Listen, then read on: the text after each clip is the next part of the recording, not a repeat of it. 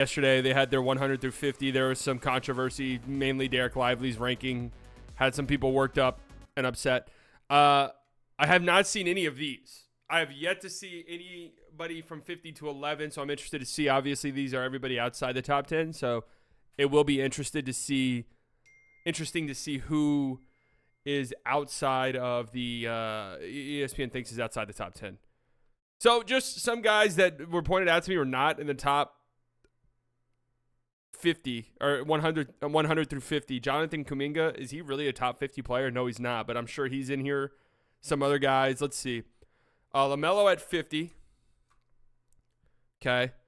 Aaron Gordon, Julius Randle, Evan Mobley. So now I'm starting to think they don't have Jonathan Kuminga at all. Kristaps Porzingis at 46. None of these feel terrible. DeMar at 45. J-Dub at 44 actually feels low to me, to be honest with you. I took a lot of shit for my ranking for him at the end of last season where I had him high. I had him top 30s. But 44 kind of feels low. And I'm guessing a lot of it has to do with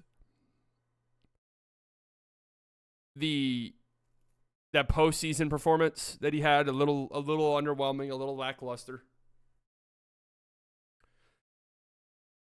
Yeah, wow, DeJounte at 43 is too high. I'm just telling you right now. DeJounte is not a better basketball player than J-Dub, not even remotely close. I would take DeMar over DeJounte. I would take Kristaps over DeJounte. I would take Mobley over DeJounte. I would take Julius Randle over DeJounte. I would take Aaron Gordon over DeJounte. I would take LaMelo over DeJounte. So I guess that's a little bit of a spoiler. I don't think DeJounte Murray is a top 50 player in the NBA. That goodwill has been erased.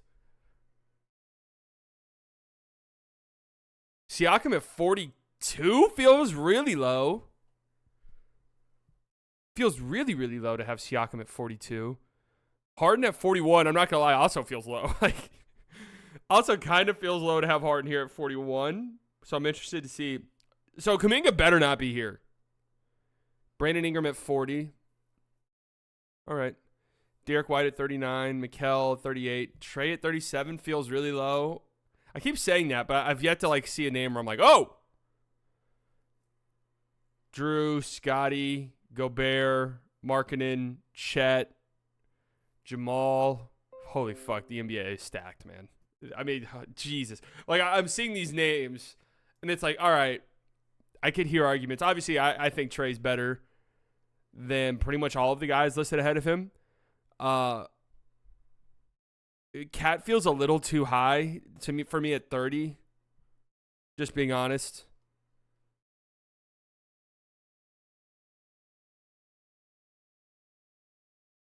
Sabonis at 29. That feels about right. Jimmy at 28 is low.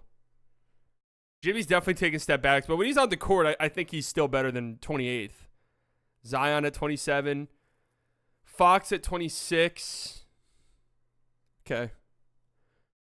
I can get it. I can get it, right? I think Jimmy and Zion are better basketball players than De'Aaron Fox, but there's the availability there. So... And they are right that Fox is better than Sabonis. I like that they did that. Kyrie at 25. That feels completely and totally fair for Kyrie. Paolo at 24. Think that's fine. Dame at 23. Kawhi at 22. Paul George. My God, dude. The league is just loaded. Loaded. All right, Kyrie at 25. I don't mind having Paolo ahead of him. ESPN's is predictive as well. I don't mind having Paolo ahead of him. I can see having Dame ahead of him. I don't have any problem with any of these guys ahead of him. I would argue Kyrie just from a reliability perspective, which is kind of crazy to say because Kyrie's had the reputation of somebody who's not reliable, somebody who's not on the basketball court. But Kawhi and Paul George specifically are very unreliable. Maxey was really fucking good last year. So if you want to put Maxey over Kyrie, then I think that's fair. John Moran at 20. Bam 18. Donovan Mitchell at 17 just kind of feels low. But then again, it's like Halliburton, Book, Jaylen Brown. They're high on. They got Jaylen Brown 14th. That's fair. AD. Brunson. Wemby. So Wemby does not crack the top 10. So then what does this mean? So no Jonathan Kuminga at all. All right, I was actually worried. I was 1,000% convinced they were going to have Kuminga in their top 50, which would have been disgusting, I think. But so this means their top 10 is who? Luka, Shea, Jokic, Embiid, Giannis, obviously, Tatum, Ant is in their top 10, which is debatable. LeBron in their top 10, KD, and who are we missing? We're missing one. Oh, Steph. All right, so they're going with Anthony Edwards making that top 10 jump.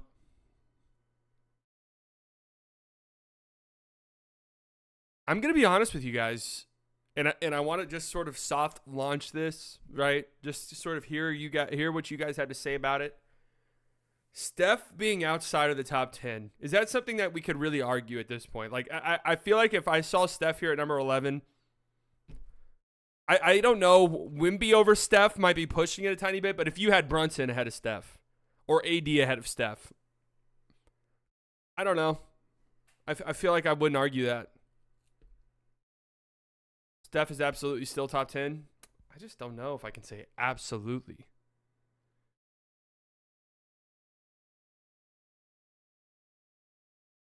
Wemby, I mean, yeah, Wemby, you could definitely argue Wemby was around top 10 in the back half of last season.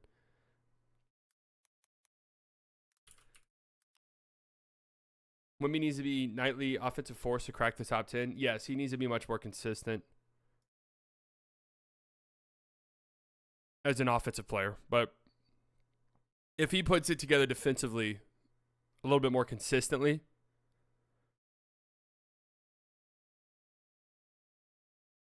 after that Olympics performance, Steph is definitely top 10. Yeah, but, I will say this. I listened to the Bill Simmons Over-Under podcast. It really is like Christmas Day. I fucking love him. I get so excited for him. So, you said D-Live was really overrated, but Wemby isn't. When did I say that? People were like so upset. When did I say Derek Lively was really overrated? When did I say that?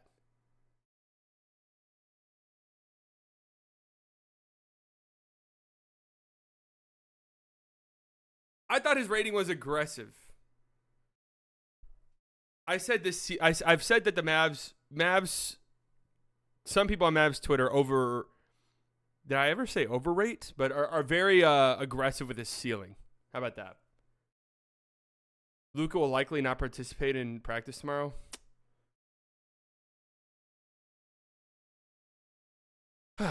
I don't like that. I really wish that he got out there for some preseason minutes. It's stupid, but I really do wish that he got some preseason run.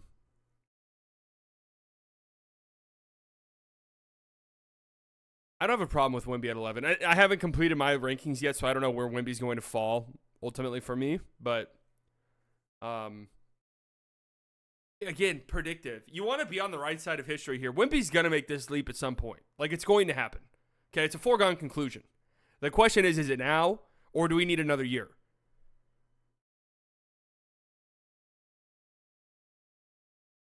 Is it this year where Wemby takes a step forward, wins Defensive Player of the Year, the Spurs are, upper 30s play-in team maybe? Or is it he still has a way to go. He needs to cut down the turnovers. The efficiency needs to be better. And defensively, there's still some things that he needs to work on before he's winning Defensive Player of the Years. If that's the case, then yeah. Check underdog. What is underdog? What is underdog saying? Once Wemby gets a good point guard that isn't 38, the leap will be terrifying. Yeah, and I will say, not to glaze my guy, Luka Doncic calf fully practices Wednesday. Not to glaze my guy Bill Simmons, but they made a great point where we're all so excited, or at least I'm very excited about Chris Paul joining Wemby and what it can mean for Wemby's development and stuff like that. But Chris Paul has looked a little washed. But Castle does look good, though. That's true. Castle looks good. I would say out of all of these, the most disrespectful rating, and I think this guy's always disrespected, and this continues to remain the case, is Trae Young. I just don't There's simply, where do they have Trae? There's no way Trae's the 37th best player in the league, man.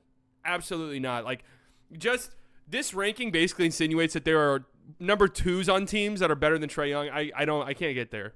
I absolutely cannot get there. I think that's a preposterous thing to say. Like Drew instead of Trae. Let's really break it down. Obviously, if you're a team like the Celtics, you'd rather have Drew Holiday than Trae Young. The Hawks would rather have Trae Young than Drew Holiday. Like, if you're a team that needs an offensive engine and a number 1 player, then you're taking Trae Young over a guy like Drew Holiday.